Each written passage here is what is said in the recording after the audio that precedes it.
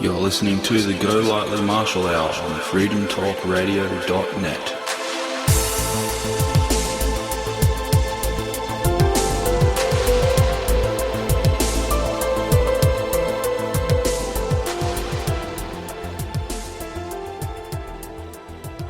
This is the moment I've waited for.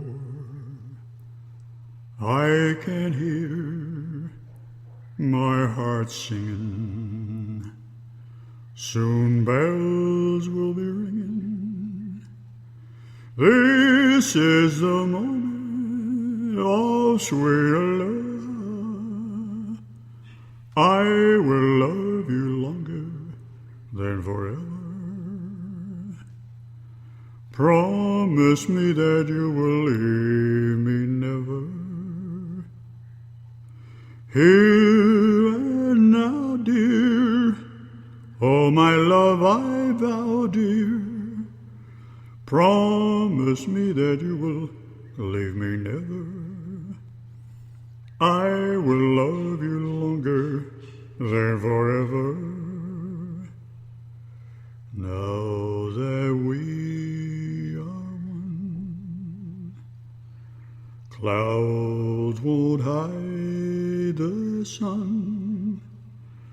Blue skies, oh, why smile on this our wedding day? I do love you with all my heart. All right, we're happening on the recording side of it with the microphone. Now, I just want to explain that Yah has sung the Hawaiian wedding song, and by popular demand. It was you who demanded it? Well, it was me that demanded it. But it was that Facebook poll where thousands of people voted. It was, what song do you want to sing? And that's the one that... Yes, but more than that, I've been saying for the longest time that Elvis has the voice of God, because they sound so very similar. Yah sounds like Elvis, and I've been saying, but Elvis has the voice of God. You're looking for trouble. So now... Herod, our wonderful astrologer from the East, left me a message today, and he said, "Hey Ash, I just compared Brian and Elvis, and they have the same vocal cords." Laugh out loud. It gets expressed differently and they grow up differently, but they both have the same voice from the start. He says, interesting fact. I say, have I not always said Elvis has the voice of God? And then I said, well, how did you do that? He says, yes, I just see the same position of stars representing voice and speech in their personal horoscope. They, of course, get expressed differently, but that's not the point.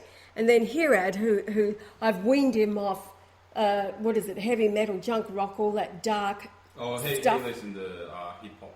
Oh, did he? Hip-hop. But it was all very depressing because he was having all kinds of things happening to him. It's all designed that way. Yes, it is. So he says, I've been listening to Elvis recently. I love it.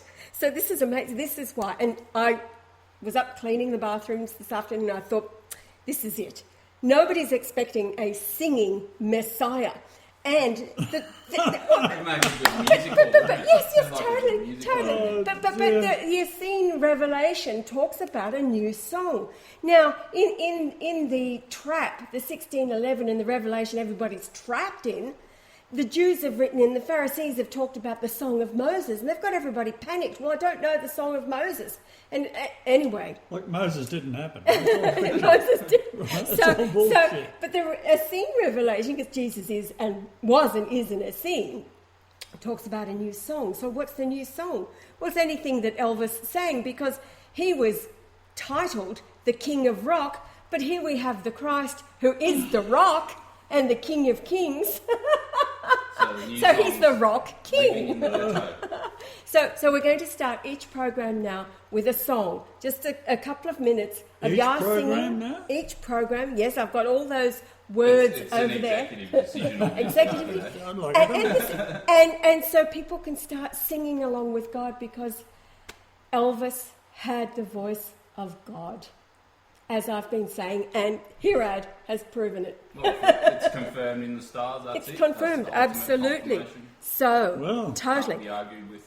No, it can't. Now, Joel, we've got this amazing PowerPoint. It's the subject of today's show. The rest of the world is talking about all the horror that's going on out there. Well, yeah, okay, people are starting to wake up. We're going to ignore it, right? And we're going to be singing the new It's all song. in your face to keep you down. Oh, it is, keep you very totally. negative. So the more people start looking for things to bring them out of the pit of slime that is covered in the Essene Revelation, and this next, then they can tune in to God singing to them and wooing them with the new song, which is anything that Elvis sung. So, moving right along. Now, are you going to screen capture that Well, to upload? Well, yes, Yah's got it on here. Ah, I see. And It's he's It's already his- running over Look there. his- at the advanced technology. Totally, we've got our new laser pointer. We've just got to.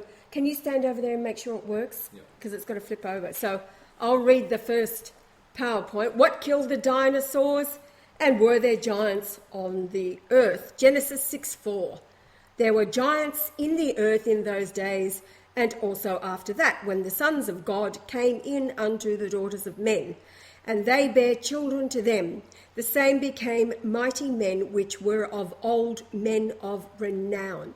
And God saw that the wickedness of man was great in the earth, and that every imagination of the thoughts of his heart was only continual evil continually.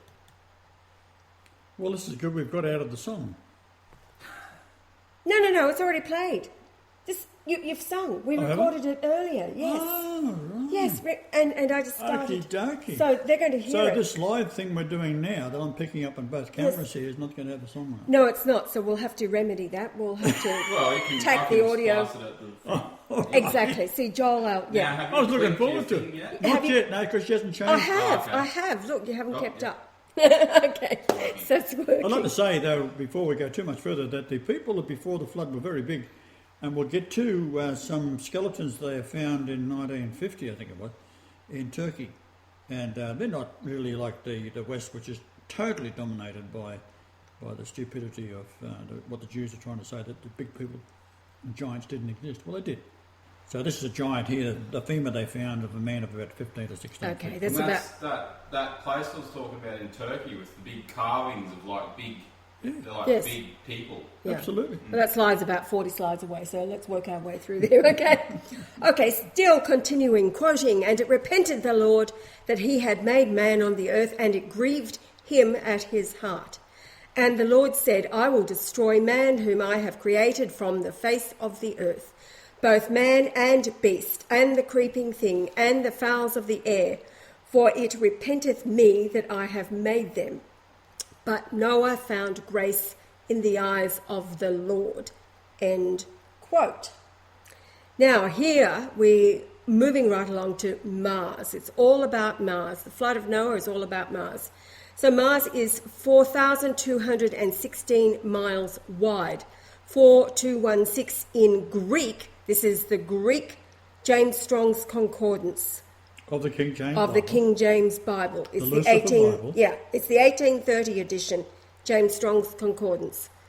So in Greek, it means is carried away of the flood. See, everything is revealed in the book within the book, which is the Concordance. When Mars bumped into the Earth, the rotations aligned. This is rotation of the Earth and Mars.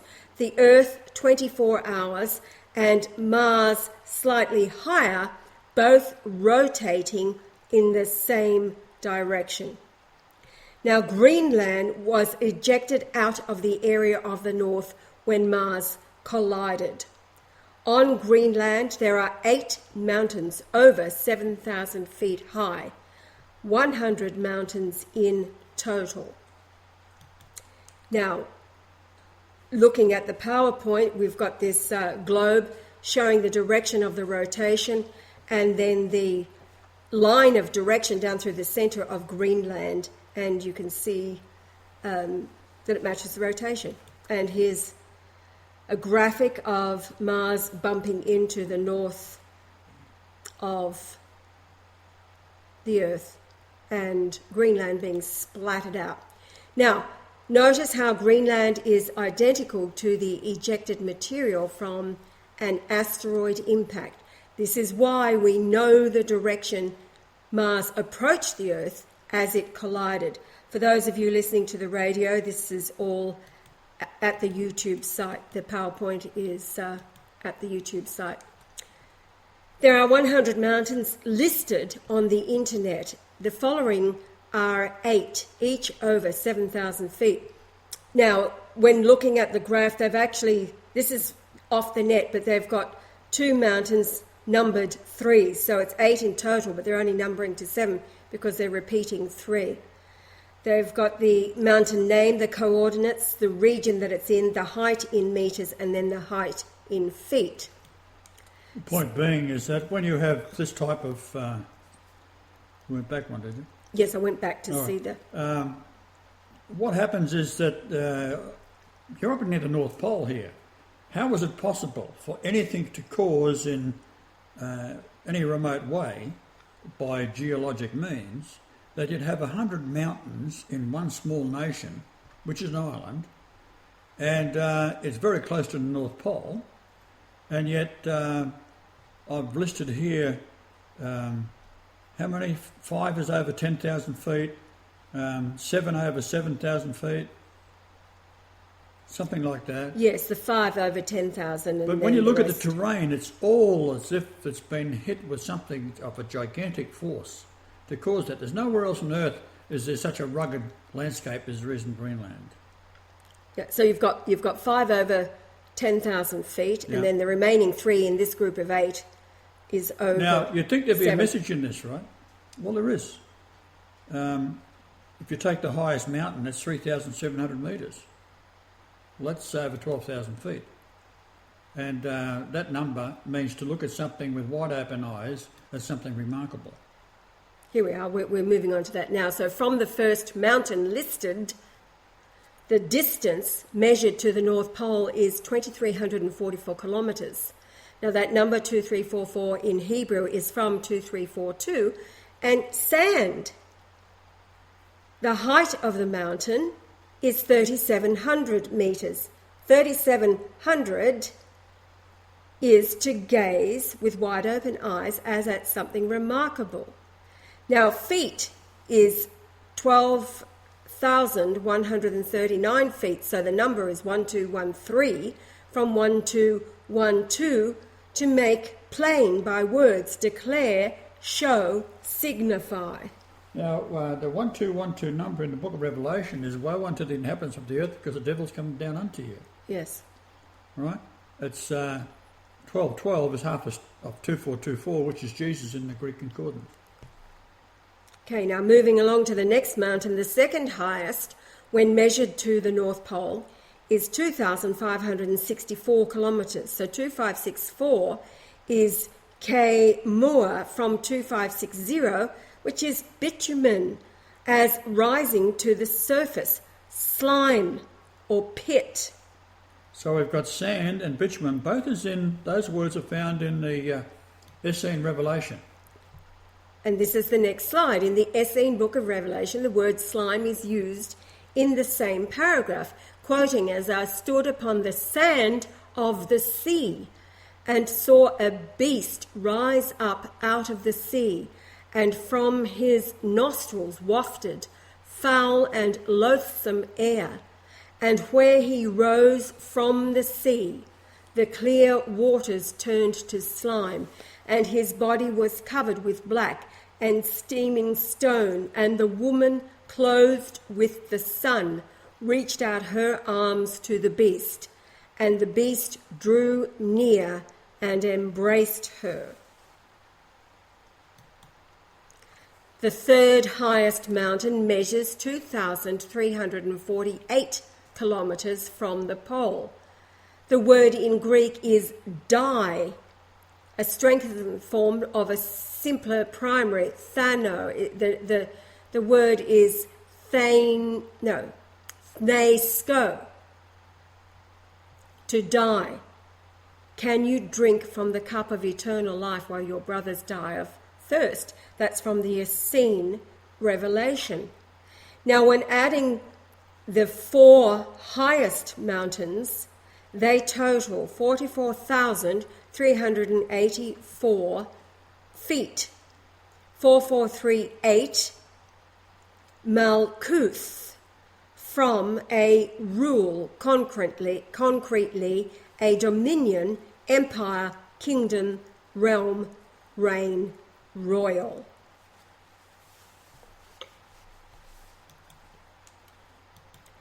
Now the 5th mountain listed measures 1880 kilometres from the North Pole. So it's the one that is closest to the North Pole. And in Greek it is come up, still from the Essene Revelation.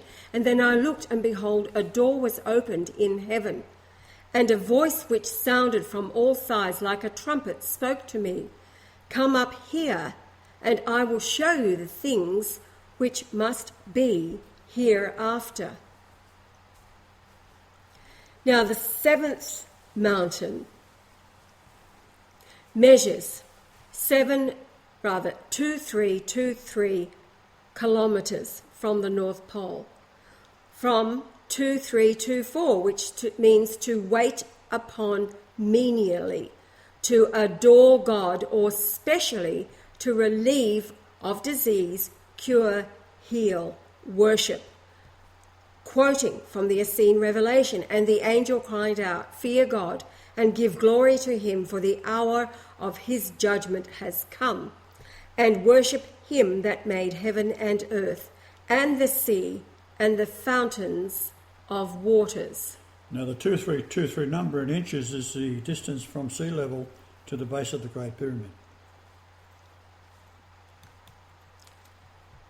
Now the 6th mountain is a man. The most important, and this being its height in metres, the most important king was a man who had been betrayed by his watchers, becoming King of Scotland at the age of less than 2 years, educated by Freemason scholars. At the age of 21, he begged Queen Elizabeth to save his mother Mary, Queen of Scots, but to no avail. His shattered heart eventually was given the opportunity to get even. The 17th Earl of Oxley convinced Elizabeth to name James as her heir to the throne. So this was James VI of Scotland to become James I of England. So the number 2385, the height of the mountain, in Greek is James. Now, the number 2385 in metres is 7825 in feet. In the Hebrew dictionary is from 7812, and that means to depress or prostrate in homage to royalty or God. Now, James, he was, for the first king that was anointed king upon the rock of the scone, or the stone of destiny. Did you change slides then? No, but I will. Okay. All right. Now, what's interesting is that the stone was stolen by Edward I in 1296 when the competition for the throne was around. And what had happened is the first son of my ancestor, King William the Lion of Scotland, was Alexander II. And his son took over from him when he died, Alexander III. But he died without having any children. So then they called upon all the royals to put their credentials forward to see who was going to become King of Scotland. Patrick Golightly was one of the 13 competitors. And because he didn't have support of anybody, especially the Knights Templars, who were cutthroats, these are the forerunners of Freemasonry. he withdrew. And he remained, and the descendants of the Golightly line remained away from the throne from that point onwards until my mother was born. So the time between James becoming King of Scotland and my rebirth date is 376.4 years. 3764 Aramaic is throne, and 376 is Ish, man of high degree. Now, what's interesting is they had the numbers all lined up for him as well. He was 400 days old when he became King of Scotland. Now, that wasn't a number that they just drew out of the air. It is a significant number. So, 400, for example, the moon is 400 times smaller than the sun in width, and it's also 400 times closer to the earth than the sun is. So, you've got 40 days in the wilderness and 40 years of the fictitious Moses wandering around like a lunatic, can't find his way over to Jerusalem because it's all bullshit. It was made up in 500 BC by the Babylonians in Babylon. Which is what we see Pharisee. later. All churches today are Pharisee. What we see later in this. And you've got Pharisees that are talking about the Essene Jesus. Hello. Now, the sixth mountain height at 2385 metres, and so this must be in the Hebrew, to shakziz is to glare, flash of lightning, bright cloud, and lightning, and then in feet 7825, this is Hebrew, is destruction, and the word is pit shekith. Pit, destruction, and pit. Now, both of this is these words are also found in the Essene Revelation. Okay.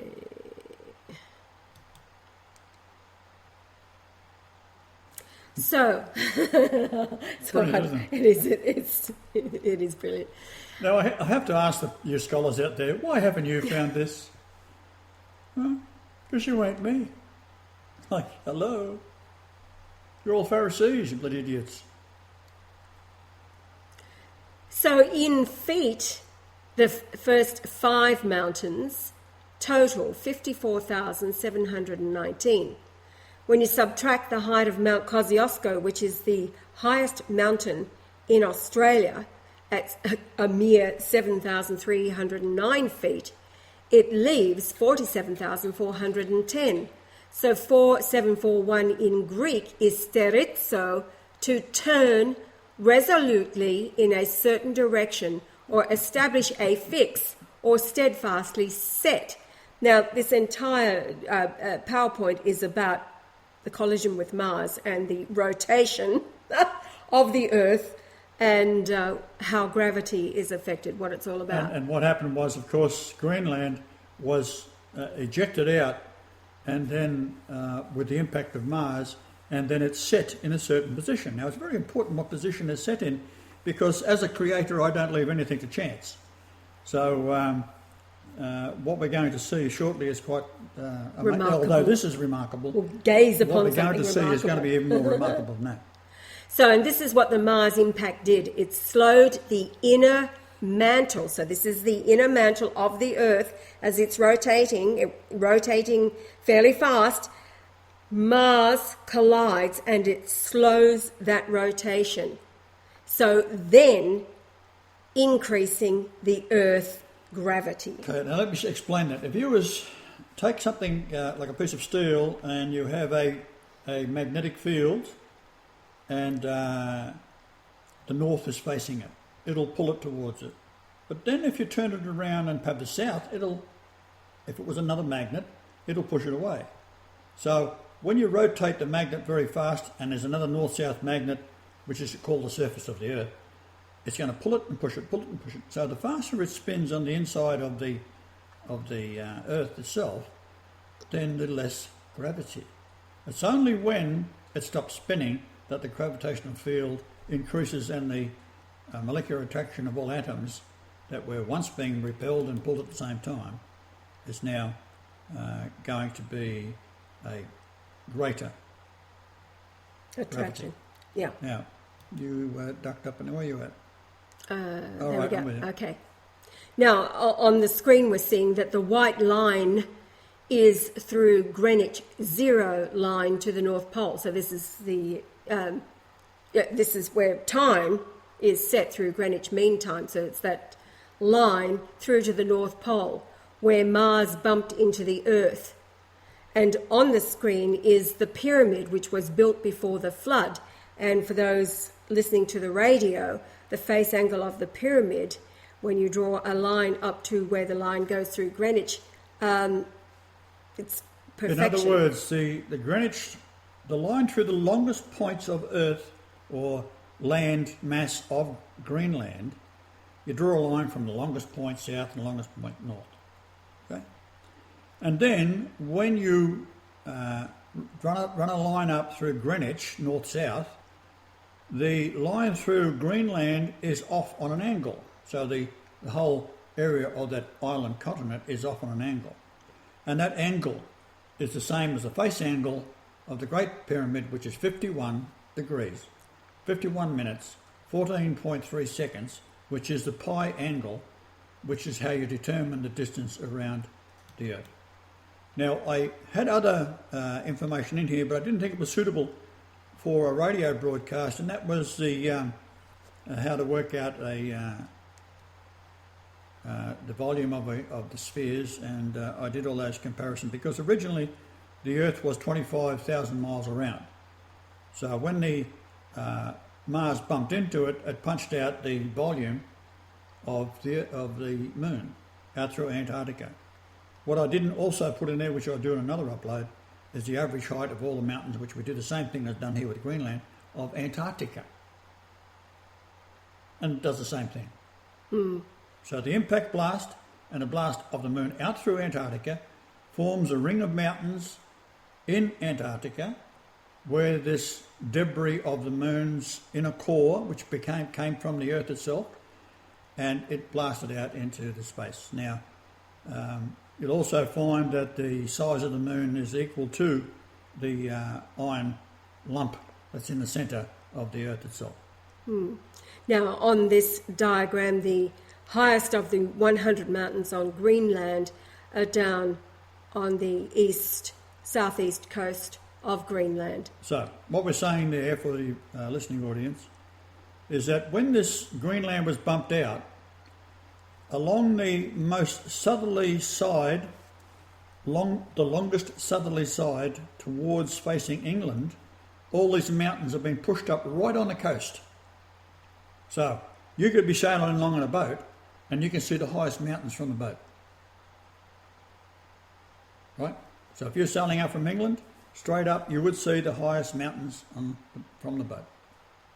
Now, what's interesting is that we watched that movie the other night, didn't we, which was about the guy ended up in Greenland.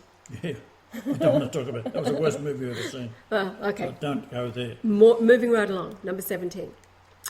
Okay, so, all right, that's reiterating. These mountains are all along the east coast, and from above we see it is set on an angle the same as the face angle of the pyramid, pi, 51 degrees, 51 minutes, 14.3. So for our listeners, if you go into the YouTube and look at this, you'll find that I've put an inlay of the pyramid and you can see how the angle fits that perfectly. And the YouTube is the Golightly Marshall Hour YouTube. Golightly Marshall Hour. Okay, next slide. So the longest landline is the face angle of the Great Pyramid, the altar to the Lord. The north-south line is the 0 line through Greenwich. Now when you're on your YouTube, you'll see the dark areas. And that is actually, if you take the perimeters of that dark area of the depression in the North Pole, it's all sea. So it freezes up in the winter time of the Northern Hemisphere, of course. And that fits the shape of Mars perfectly. Now, measuring the length of Greenland, in miles, it's 1,656.62 miles. So we have a number, 1656 in Greek is Elios, which means tender, mercy, human or divine. Now in the essay in Revelation, it talks about of the extended everlasting, incomprehensible mercy of the Almighty. Never-ending mercy of the Almighty. All you got to do is repent. Right? Now, in kilometres, the same distance is 2,666. So 2666 in Greek is katapino, which means to devour, drown, gulp, entirely swallow up, which of course is exactly what happened during the flood. And no.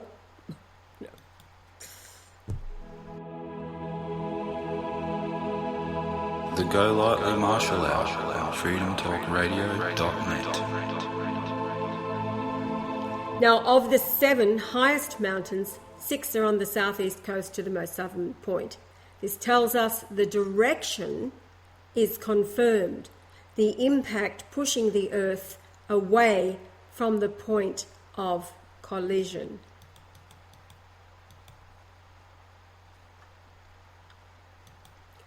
Now, moving down to the Great Pyramid, the Giza, we were there for 10 weeks last year, September, October, November 2013. The Sphinx was originally the rejected capstone, fine granite, reshaped into the present form. Its body was carved down into the hill. Then when the flood came, the rushing water badly weathered the body's shape. The stupid Egyptians started covering it with bricks. When we was in Egypt, I was totally blown away by the average Egyptian.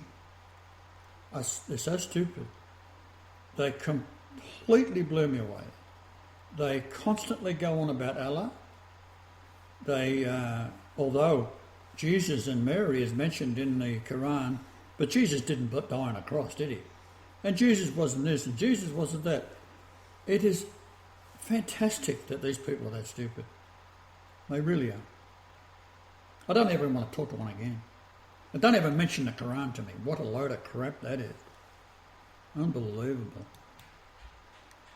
So what happened was the capstone, of course, was brought to the pyramid, and the idea being is that mankind reduces the significance of the pyramid by taking the laid out on corner sockets with fine chisel line 36524.24. Now, that's the solar year times 100. Okay, it's also the age 365 years, which would be 365.2424 of Enoch. And Enoch is the patriarch that brought the Essenes religion to his sons, which one of them was Methuselah, and then the grandson was Lamech. And he lived 777 years, and he's the father of Noah. So the pyramid, which is the altar to the Lord in the midst of Egypt, is a time capsule, and it's a prophecy. Exactly right. It's a prophecy. It's the Bible in stone, which can only be read by the one who it's all about. It's a record and a memorial of the Lord, who has to be on the earth and reveal it to a devoured mankind who are convinced that the pages that they are reading is the Word of God. Think of it like this, that you go back after years of being away and you go into your parents' house where you was raised, you'd have a fair idea what the house is all about. But the guy across the street would know nothing about it. But he thinks he does. And that's what we have with the Egyptians and all the scholars that go there. They're all totally consumed with the King James Bible, if they've got any religion at all. And they're just plain wrong. They're stupid. They have no idea.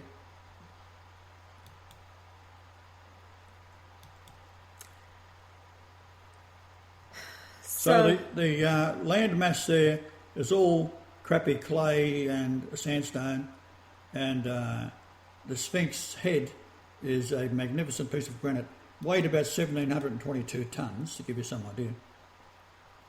So it was too big to fit on this structure, the Great Pyramid, because when they built it, it was built intentionally and then moved inwards for a total circumference of reducing it by 286.1. An entire structure inside, the height of the Grand Gallery or the going in through the King's Chamber, the coffer is 286.1 inches off the passage going in through the antechamber, and that then is right under the centre of the pyramid. So this is the coffer that is my dimensions inside, which we've already done on another. But if you have any questions, ask it, and we'll do it again. All right, so that's been covered. Now, getting back to the water from Mars.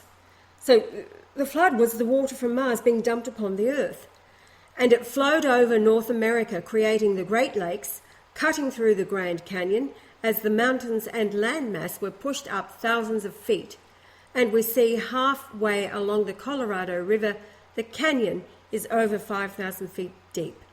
And Brian flew through the canyon in 1989. Now, just a note in the centre of the globe here, the flood washed all the fish shit, which is what sand is, from America onto the west coast and inland of Africa. So you could say where America is, that's where all the bullshit is, and all the sand from the coasts along the east coast of America and South America was washed across to Africa. And you take the Sahara Desert and the sand goes right across the continent. And we've been there, we've looked at it, it's all fish shit. Sand. And if you go down to South Africa, it's Namib Desert. I've also been there. And it is extraordinary in a place where the sand is so thick that the sea runs right up to it, and then there's about a 30-degree, 40-degree angle of sand dunes straight up that make up the mass of sand that goes across to the Namib Desert towards central South Africa. Okay, so we've covered that there. Now, the flood carried the sand, and then the rotation from east to west.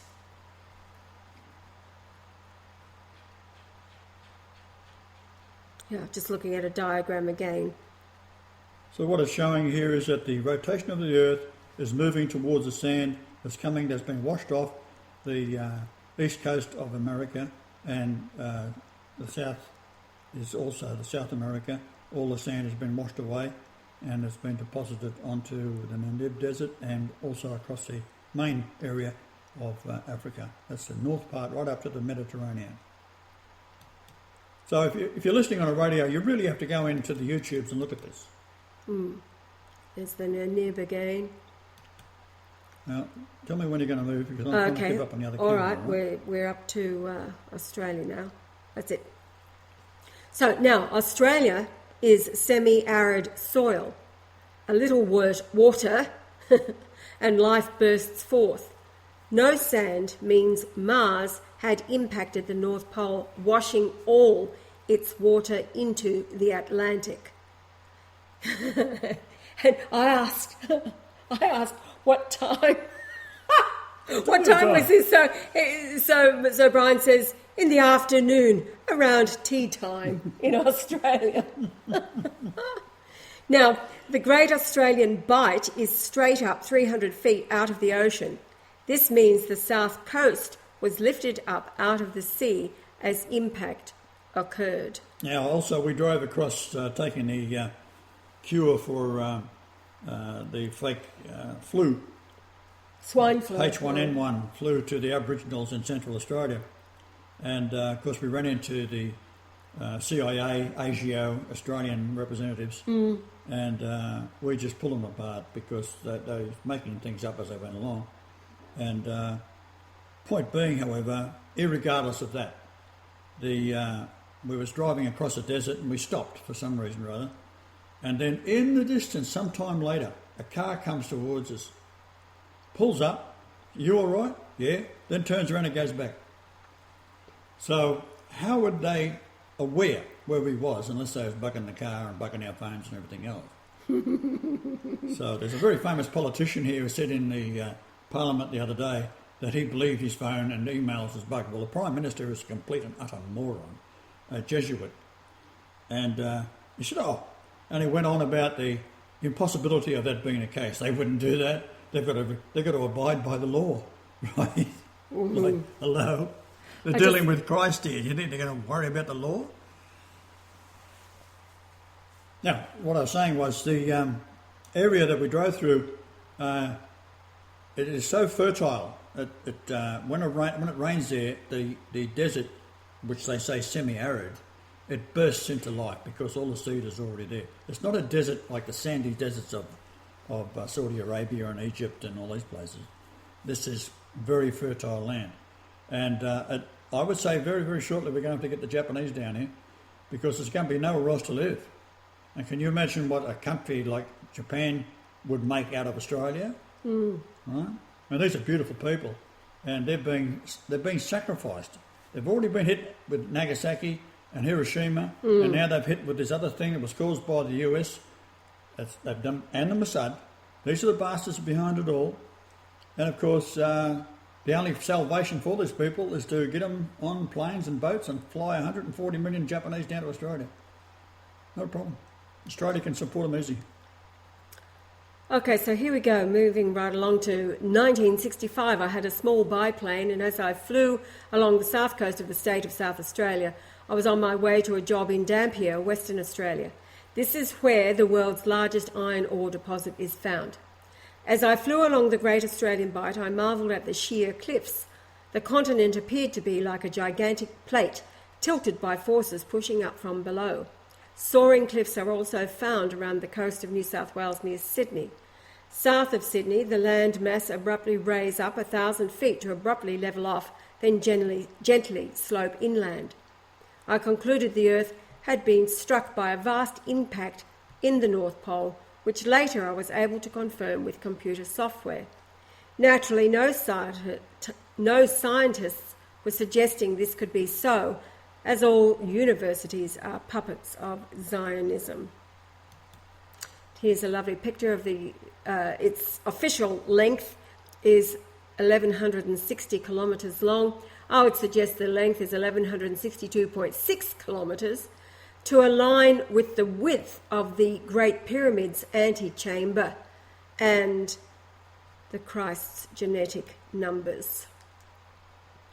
Then this is the coastline of South Africa, known as the Namib Desert. Note how the sea along the coast ends abruptly as the desert falls back into the sea.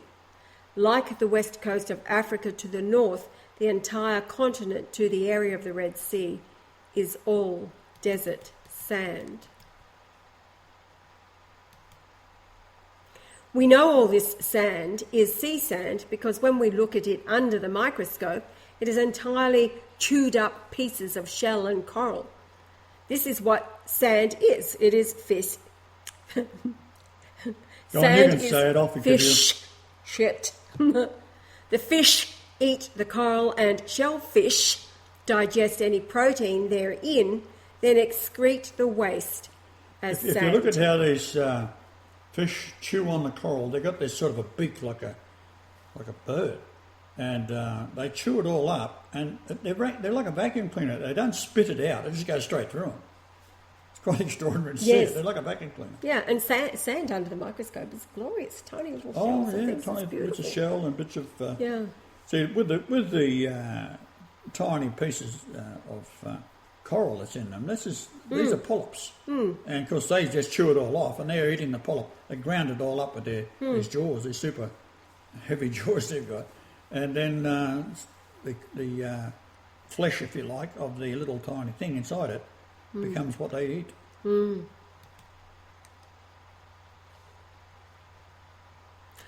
Now, just repeating, and it repented the Lord that he had made man on the earth, and it grieved him at his heart.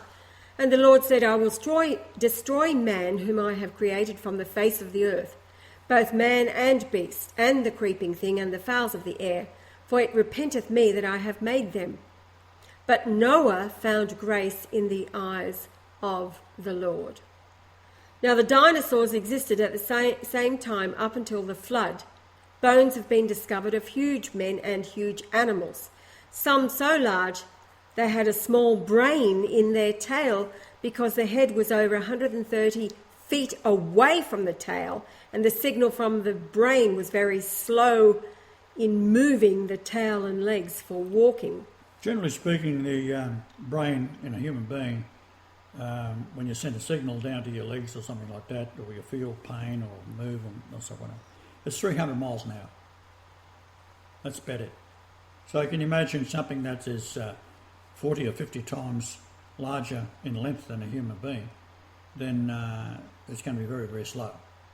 So when the front legs move, they want to move the back legs, so the signal has to be a straight line to get the legs to move, to make the brain operate. Now, these animals were so large, they would have been almost as heavy as a whale.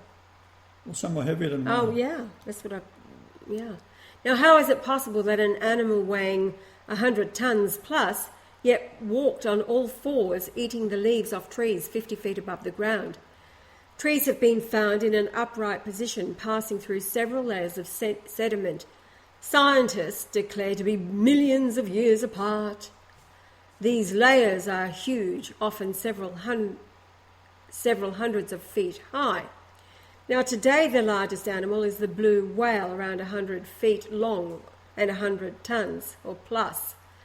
In 1950, workmen building a road discovered a cave full of bones. And the next slide is a photograph seen where a worker is with a femur bone of a human, the height of the full skeleton approximately 16 feet or just under 5 metres. And then to the right is an excavation in India. And the point here is that if this was in the West, the bones would be hidden. It's part of the protocols of Zion to control all archaeological digs. So this photograph, wow, look how big that is. That guy standing there is probably 5'10", maybe. Yeah. So it's a 6 foot man, and just up to the hip is another 4 feet. That makes it 10 feet to the hip. Yes. So the man could very likely have been anything up to 16, 17, 18 feet tall.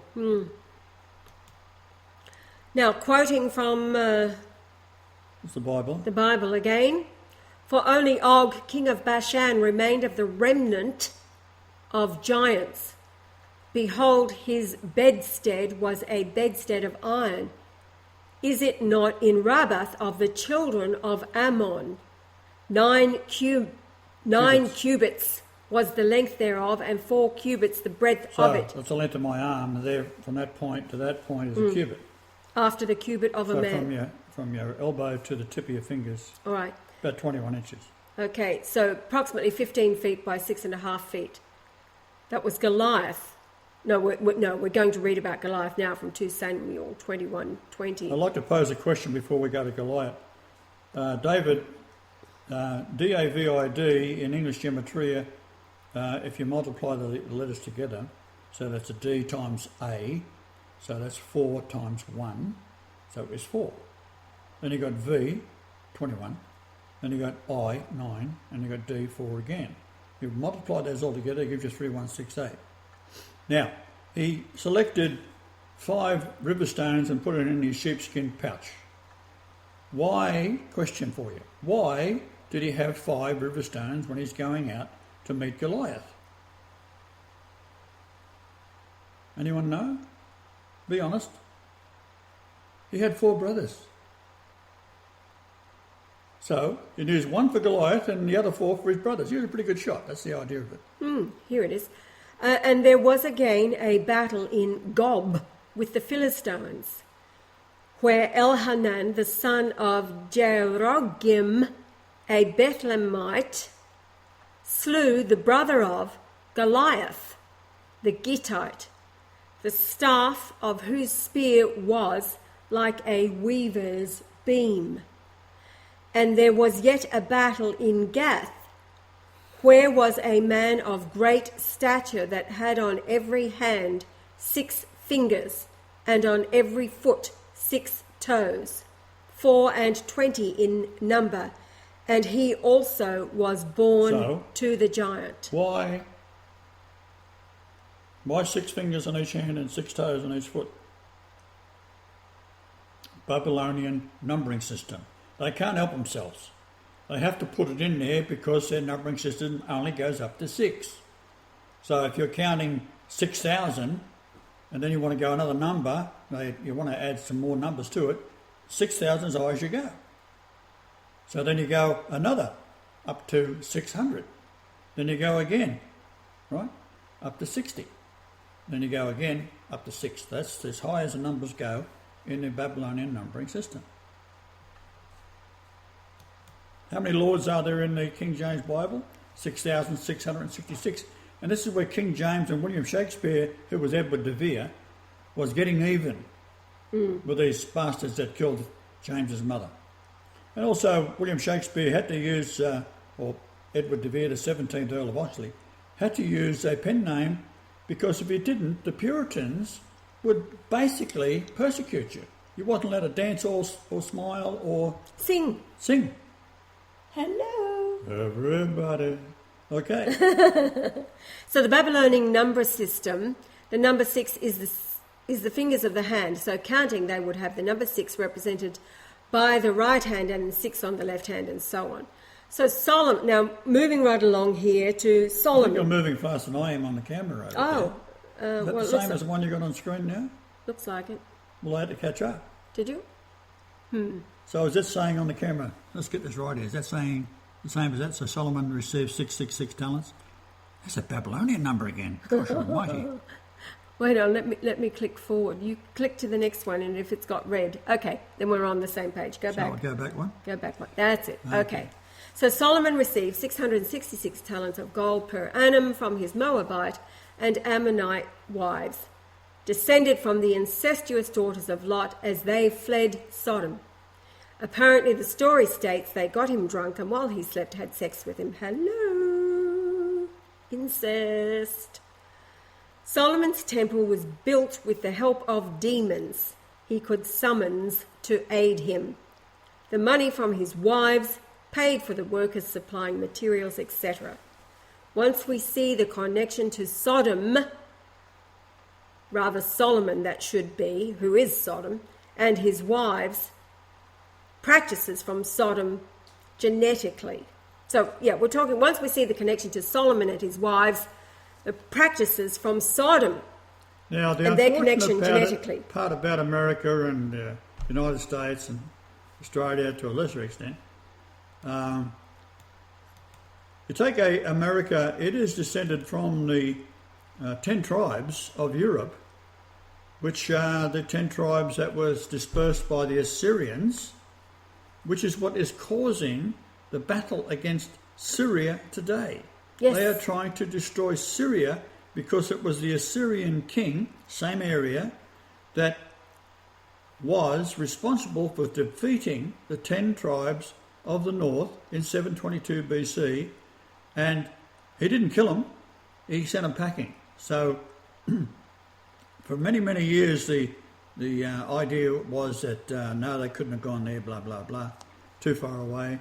They went somewhere. So where do they go? Well, the shipping trade going back and forwards from Europe and England was pretty extensive in those days. This is where they got all their iron and their tin and copper from. It came from England and places like that. Some out of France, but primarily out of England. So the tin mines of England and Cornwall would go back to 2500 BC. Right? Ask anyone who lives in Cornwall, they have no problem that Joseph of Arimathea was a tin man. The family of Jesus, myself, came from there, Cornwall. And from there, grandmother Anna and her husband, Jericam, came from Ireland. Why? Because the Irish line of kings goes back to Zedekiah 586 BC, 583 BC. Now, we have about 7 minutes before our hour is up, so we'll... Well, you rip along real quick and I'll see if I can keep up with you. Once we see the connection to Solomon and his wives and the practices from Sodom genetically, then we see he also built altars to their gods, which included sacrificing children. And then the reference is 1 Kings 10:14. And that's what they do today. That's why all the kids go missing every year. Exactly. They sacrifice children. They're still doing it. 2 Chronicles 9:13 and the Revelation 13:18. Now, so those 3 verses that I just told you, we're going now to the New International, or the version of the Bible. This is the NIV, a revisionist that is owned by Rupert Murdoch. The weight of gold that Solomon received yearly was 666 talents, not including the revenues from merchants and traders and from all the Arabian kings and the governors of the land. Now, what is important here in the NIV, that it has the numerals 666. In the King James Version, it's the words 666. It's the words written. 666. Yeah. But it's the words, and they have a value in gematria. So by putting it as the numeral 666, it removes that value, gematria, from... Because it's not spelt, it's just a number. That's right. So the 3 verses have an English gematria. So we're talking about the NIV. So the value is 2413. Now, 2413 is sacred, holy. So what's going on here? They're trying to make out the NIV is holy. Now, this is the NIV is owned by Rupert Murdoch, a Jew. He controls the world's press. If you note, he was the dude that caused the media to send the beaming of Francis on the 27th of April all around the globe. He is all part of the Jew world order. Now, our politician down here, newly elected, breath of fresh air, he's the one that tells the young reporters, these fresh-faced idiots that they've got on programs like Sunrise and the Morning Show, trying to make an ass of him. He says, you work for Rupert Murdoch. He says what he does is he sends the storyline to his editors in Australia from New York. He's given up his Australian citizenship. So from New York, he's sending the storyline, and the editors must print the story of what Rupert Murdoch has told them. So anybody working for Rupert Murdoch It's against the law, by the way. An editor's supposed to be totally independent of the owner. You're all shills and you have no brains. So, what's it all about? The delusion that covers the whole earth, brought to you by the Jew.